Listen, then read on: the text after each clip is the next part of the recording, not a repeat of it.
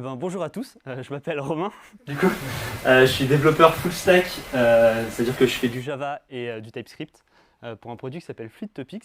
Et aujourd'hui, je vais vous parler de Git et de comment faire plus facilement accepter vos reviews et devenir le chouchou de votre reviewer. À savoir que donc, moi, depuis 5 ans, je travaille dans une équipe où on est 9 développeurs et où on travaille en pair. On a considéré ensemble que si 2 personnes avaient vu du code, c'était assez. Mais comme on est 9 et que ce n'est pas divisible par 2, il arrive qu'il y ait des personnes qui travaillent tout seuls et qui aient besoin de passer par des revues, pardon.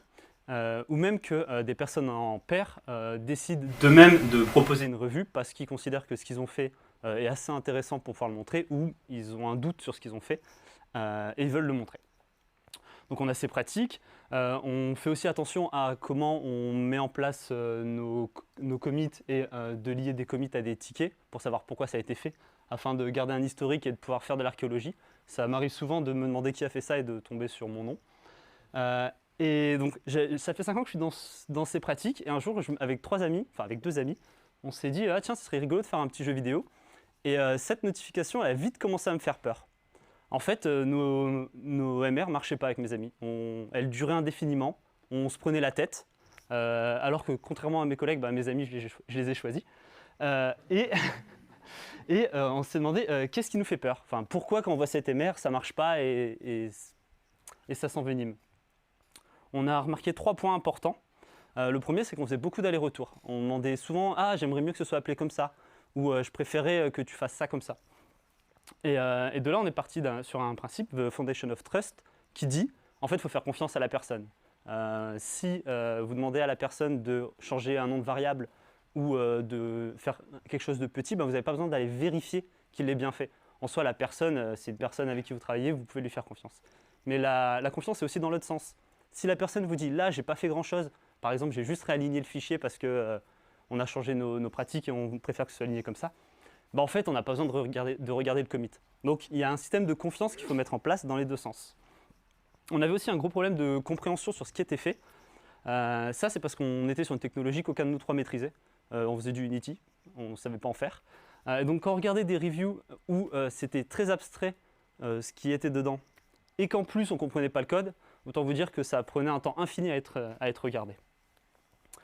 Et enfin, on était 3, et chacun venait d'une entreprise différente avec des pratiques différentes. Donc moi, c'est celle que je vous ai exposée au début, mais eux, ils en avaient d'autres. Et on s'est vite rendu compte que c'était un problème. On devait s'adapter à la personne dont on regardait le code. Et à chaque fois, ça prend beaucoup d'énergie et beaucoup de complexité cognitive. Et donc on s'est demandé ensemble comment on peut essayer de se réduire cette charge cognitive qu'on a quand on essaie de s'amuser à faire du code ensemble, quoi. Donc dans le premier temps, on a essayé de corriger la partie de l'hétérogénéité des pratiques. Et pour ça, il y a 2 points. C'est qu'est-ce que contient un commit.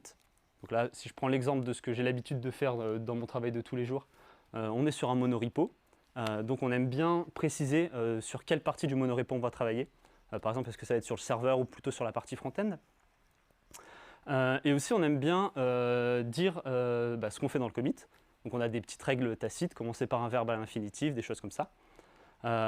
Et pour ça, il existe aussi des outils sur étagère, comme Conventional Commit, qui permet, avec des mots-clés comme fix ou fit pour des features, de bien cadrer ce qu'un commit va contenir. Et il y a aussi, qu'est-ce que contient une MR, qu'est-ce qu'une MR? Et a fortiori, qu'est-ce qu'une branche, puisque en fait, une merge request, c'est juste rapatrier une branche de travail sur le plus souvent une branche principale de code. Et donc ça, pareil, dans ma vie de tous les jours, j'utilise des tickets Jira qui me sont fournis par ma product owner ou par des bugs. Mais dans notre projet perso avec nos amis, en fait, c'était un peu comme on voulait. Et ça a vite posé problème puisqu'on ne comprenait pas pourquoi cette branche était créée et pourquoi on devait la reviewer. Donc on s'est dit, ce serait cool de mettre en place un système de ticketing, même pour notre jeu, pour savoir comment on avance. Et ça a pas mal marché pour l'hétérogénéité des pratiques, mais on a constaté d'autres soucis, plus au niveau des commits, justement. Et donc, comment on aide à la compréhension de ces commits? Et pour ça, je vais vous montrer 3 contre-exemples qu'on a retrouvés souvent. Le premier, c'est le commit. Le commit, à savoir, regarde ma MR, hop, j'ai implémenté tout ce que tu m'as demandé, Bon là j'ai fait un exemple pour la présentation d'un serveur qui fait de la to-do, une to-do list. Donc on peut créer des tâches et dire qu'on les a faites ou non. Autant vous dire que moi quand je vois ça, je ne sais pas par où commencer. Tous ces fichiers là, ouais ok, je vais aller regarder au hasard tel modèle, puis tel autre, ou alors je vais lire dans l'ordre de haut en bas. Et ça pose un gros souci. C'est un souci qui a été montré par une étude faite par Alberto Baccelli à l'université de Zurich et son équipe, bien évidemment, qui s'appelle How Code Review Works and Doesn't. Et là, il a fait dans cette étude une petite expérience où il a proposé la même review de code, le même code, à 2 équipes de développeurs. Et dans cette review, il y avait 2 bugs. Un pas très grave, celui qui est en A.java là-haut, et un très grave qui était très critique pour l'application. Et dans un sens, il a mis le très grave en bas, dans l'autre sens, il a mis le très grave au début. Là, vous en doutez un petit peu ce qui s'est passé, c'est que 2,5 fois plus souvent, cette équipe a trouvé le bug grave par rapport à l'autre équipe. Nous, dans notre vie de tous les jours, on ne peut pas faire ça. On ne sait pas où sont les bugs dans notre review, ni où sont les problèmes. Par contre, ce qu'on peut faire, c'est essayer de réduire tous ces fichiers et tout ce code qui va être regardé en même temps. Un exemple assez facile, ça peut être de découper de la création avec de l'utilisation. Là, j'ai créé 2 modèles pour ma to-do list, donc c'est des mises à jour et de la création de tâches. En soi, la review est très facile, on voit très bien les champs, on voit ce qu'on veut voir. Là, je pourrais déjà faire des retours sur du nommage si je voulais, mais je n'ai pas à prendre en compte l'utilisation de ce modèle, comment on va remplir les valeurs pour les renvoyer au web service. Donc là, ça me permet de séparer cette charge dans 2 commits différents. Un autre exemple, et là c'est mon groupe d'amis, mais c'est quand on était étudiant, c'est les commits qui ne sont pas du tout représentatifs du travail. On peut voir des Amaury qui dit j'ai fait Amaury, je ne sais pas trop ce qu'il a fait dedans. Et autre exemple du coup que j'ai voulu prendre avec la to-do list, c'est si je fais des commits au nom obscur. Changer les modèles, corriger les tests, ajouter des fonctionnalités. Et on voit qu'il y a eu un effort de découpage. Ce qu'on ressent moins, c'est comment et quelle est l'intention de chacun de ces commits. On pourrait préférer des commits du genre j'ai ajouté des méthodes de création, de lecture et d'update et de suppression pour le repository, des choses comme ça. Là, le problème qu'on a, c'est que l'intention du commit n'est pas présente dans les messages. Et une fois qu'on a ça, il peut y avoir un dernier petit problème. Celui-ci, je l'aime beaucoup, c'est le commit qui fait et qui défait des choses. Si je reprends l'exemple, donc là c'est le jeu vidéo, mon ami il a appelé une méthode au hasard, et je lui dis « Ah mais ça on l'a déjà fait dans un helper, tu pourrais utiliser ça ». Donc moi en charge cognitive, j'ai dû aller chercher dans le code le nom de la méthode de helper, lui retrouver pour lui proposer. Le commit suivant, il l'a fait.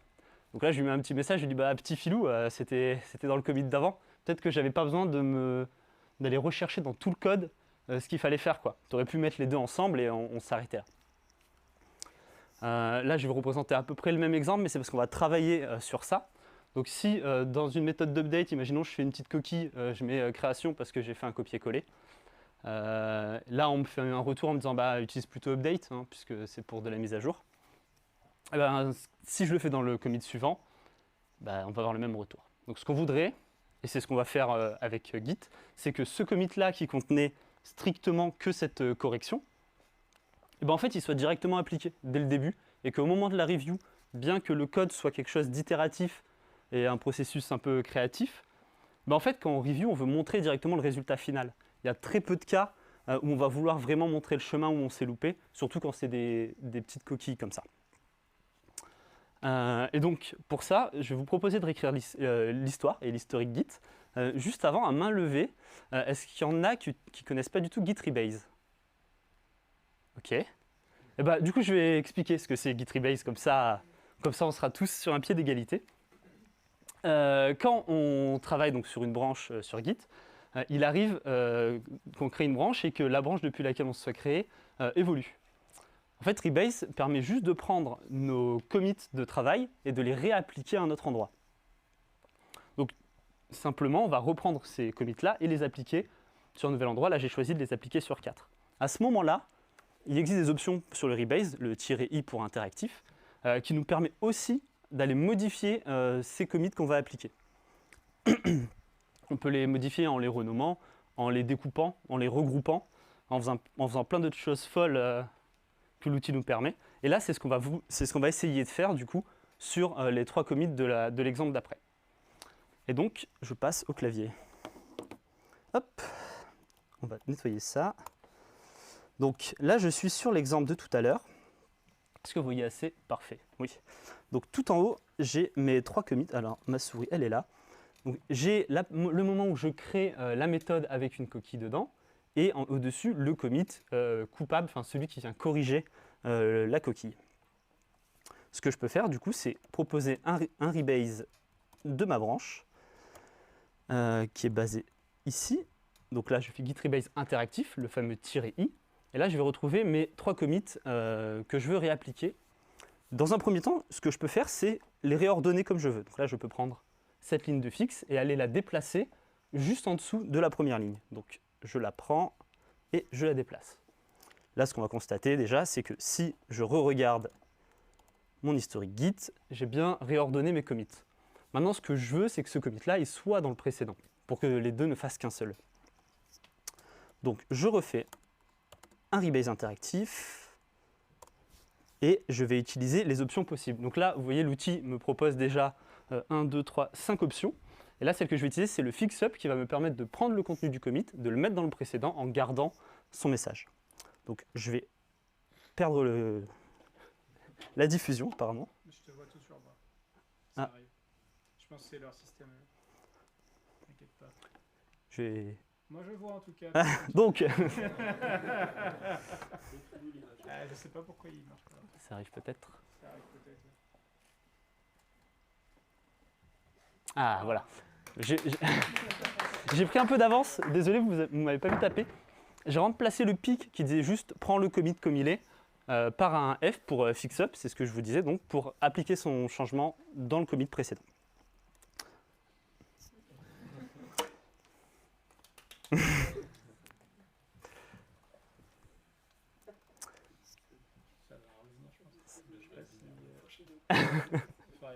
Faudra peut-être aller chercher les...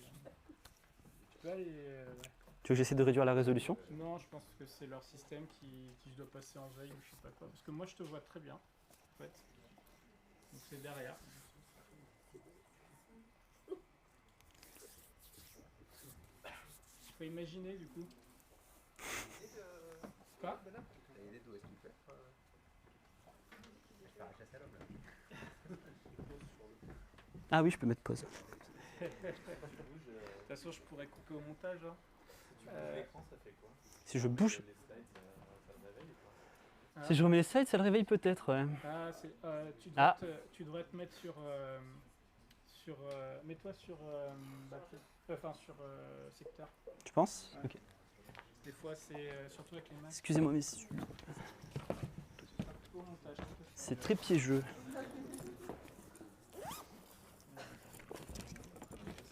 Je repasse dans le sens. C'est-à-dire que tu vas nous droguer pour qu'on oublie...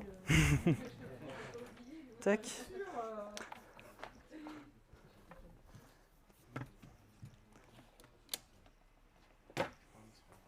Vas-y. On est reparti? Ouais. Ah bah non. En fait, je crois que c'est le multi-écran qui... Ouais, c'est ce que je vais tenter actuellement. C'est le plein écran, tu crois qu'il Quand il switch de desktop, Ouais, c'est quand je switch. Là, je retourne sur les slides. Ah non, je retourne pas sur les slides. Il n'y a vraiment que les slides qui fonctionnent en fait. Ouais, c'est ça. Ok.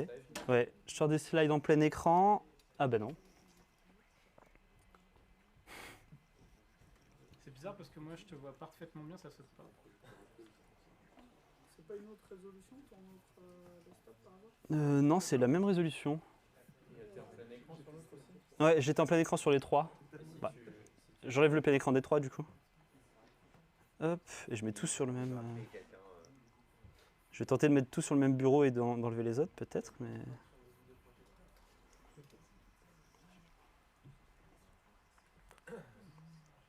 Attends, je vais le réveiller aussi. Ah. C'est le moment où on prend le Mac ou trop tôt? Oh, on peut hein. Ah. Je vais les rebrancher. Et sachez qu'en tant qu'orgatconf, les speakers avec Mac nous font toujours un petit... Moi, c'est la seule raison pour laquelle je ne suis pas passé sur Mac. On a toujours des problèmes.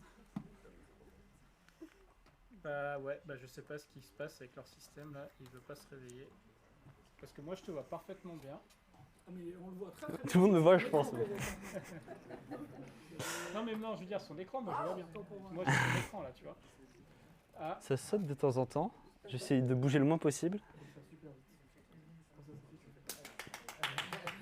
c'est plus rien. Bah, ça va être compliqué. Je vais essayer de passer sur le terminal. Ah bah, non, mais j'ai pas encore cliqué. Ah, Dès que t'interagis en fait. ouais. Je vais réduire le refresh peut-être. Ouais, Bah, j'étais en 50, mais là je passe en 30, donc ça risque d'être un peu plus lent. 30 Hz. En général, c'est soit tu réduis les FPS, soit la résolution et ça. Ok. là, c'est Est-ce avec, que... ah, Non. C'est marrant parce que c'est vraiment quand tu touches ton touchpad que ça Ouais. saute. J'aurais peut-être dû prendre une souris. Hein. Je suis pas Je sûr. réduis aussi la résolution, dans le doute. Ok. Est-ce qu'on essaie de continuer comme ça? Vas-y, on tente. Allez, j'en étais où? Ah oui, j'étais en train de... Merci. Donc, je fixe up mon commit qui devrait se retrouver dans le commit précédent. Et vérifions que ça marche bien. On a encore ça. Si je regarde mon git log, j'ai bien plus que 2 commits. Et si je regarde... Oula, faut pas que je fasse trop ça. Si je regarde ce commit, donc celui où on crée la méthode, est-ce qu'il y a le bon contenu? Hop, alors avec cette résolution, on ne va pas voir grand-chose. Mais ce qu'on devait voir, et on ne le voit pas ici. Ah si, c'est bon. Ce qu'on devait voir, c'est que c'était bien update. Voilà. Donc là, c'est en utilisant le terminal pour utiliser Git, mais la plupart du temps, en fait, on utilise aussi des outils graphiques. Moi, par exemple, il m'arrive d'utiliser IntelliJ. On peut imaginer d'autres outils, hein, SourceTree, VS Code, tout plein d'autres outils. Alors là, on va essayer avec cette résolution. Est-ce que on voit quelque chose? Ok, c'est très serré, je suis désolé pour ça. Et donc là, on retrouve nos 2 commits et on peut aussi imaginer des rebase interactifs depuis une interface. Si je reprends mon commit d'ajout de la méthode, là on voit que j'ai créé un modèle et que je l'utilise. Et dans mes exemples tout à l'heure, je disais c'est pas mal de les séparer. Donc on va faire ça. L'outil me propose de faire c'est très grand, un rebase interactif depuis ici. Donc je vais le lancer. Et là, il nous ouvre une interface dans laquelle on retrouve mes 2 commits. Je pourrais m'amuser à les réordonner ou à utiliser l'option de fix-up comme tout à l'heure, si je voulais le faire directement via l'interface. Mais je peux aussi utiliser une option qui est Edit. Donc là, si j'appuie sur Pause, il va placer un flag. Et tout à l'heure, quand je faisais le rebase interactif dans le terminal, c'est comme si j'avais mis E à la place du F de fix-up ou du P de pick. Et donc, à ce moment-là, si je commence à me rebase, il va s'arrêter sur le commit. Hop, l'interface me le dit via une belle pop-up. Et il va me proposer de retravailler.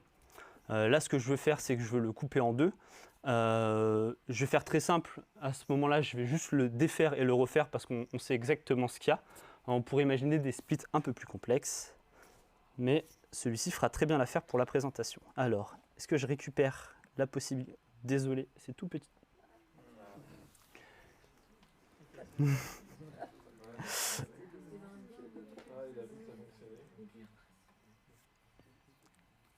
Ok, je vais y aller tout doucement. Donc là, si je veux prendre le modèle, je peux le committer en lui disant que par exemple c'est la création, j'avais déjà préparé les messages de commit d'un modèle.